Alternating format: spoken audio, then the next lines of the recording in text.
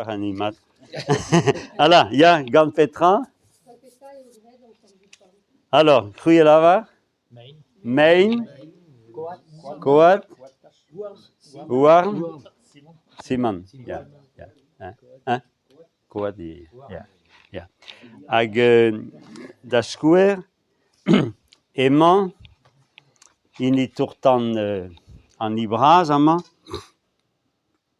evel ini pen mar a zo greer gant me an ispecial. Kersanton, ja, Kersanton. Main du, voilà, main du. Ja. Ja. Mam chojmat, belavaret din ar veinse jo bet kizellet penans vengleus just. Ja. A la ken nivereno huto evit guzut pler la kadaneo. Pesa mengleus oa da bler e oan ton. Logona hag an hospital, ja. Hag ini in esver neuez o bet kroget a labourioù e blave seitek a pev arugen. Pa oa echu ini pen mar. Ini pen mar oa bet pemploaz c'hober hanea ie. Hag oa anvet eg mul gouza eo peta eo. An dain e ket ergir deus brovi gouden, hein? Anno? En emgan erger. Ja, e peser bro? Autriche, ja. Hag ja?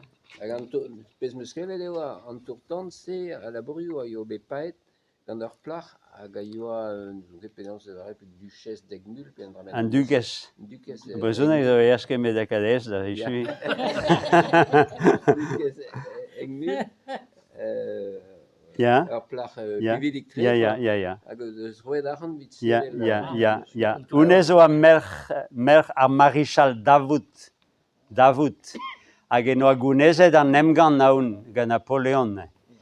A eneb an Autrichianet. Hag oa bet anvet Prince Egmul gant Napoleon. Hag da fin e buez se doa c'hoant ober ervat bennak kemedal a dud jo bet lahet gant a zoudardet hag re Napoleon hag ese. Hag e doa bet lavaret me jo e loden d'ar va leve, d'ar va arc'hant, evit sevel endra, evit mad an dut, an eket evit a brezelioun an entrabet. Gant ma vo roet an anno Egmul va zad d'an tour tan.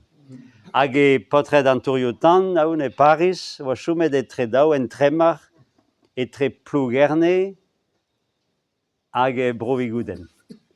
A da houde doa lavaret, doa divizet ober hini brovi gouden da genta.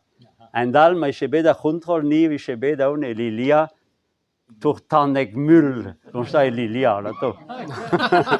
Gouzout a ran vremañ eus al mantet de tan da plougerne e digen e karaozen.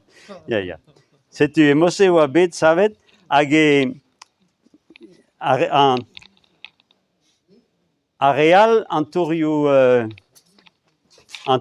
lod ar vein amañ sa leveloc'h an dud o la bourrat war dro an tourtan bras, an tourtan bihan amañ oa great gant main tennet da han enezen.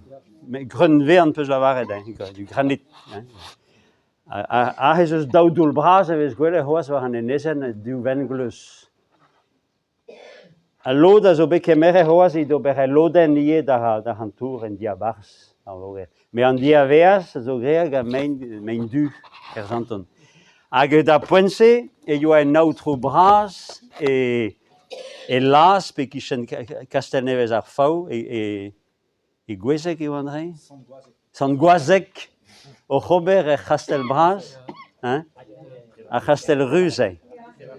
Hag enez a ranke kaoudie ar main du, hag a remañ deuet o doa paket dale blamour da egile, a fin o lavaret me stra tourtan plougerne da genta en eus ver hag ket an aoutrou, hag e lavaret ar vretounet a zo c'hoaz giz ma eche bet ar roue c'hoaz er vro, eus ret la ket an aoutrouien da genta a raoug ar bob. Setu ben ar fin oa savet gant ar veinse hag a oa ton d'ar logona hag an hospital. Soustat da drezouar da genta ga bagout a houdeze. Hag e yoa ket a zour, eus ket a zour, e yenen e bet an entrabet war an enezen, an dour e ranket digasiet ar an douar bras, hag an treasi. Andreas. Tu. Penance, voilà, c'est le hein. Davide?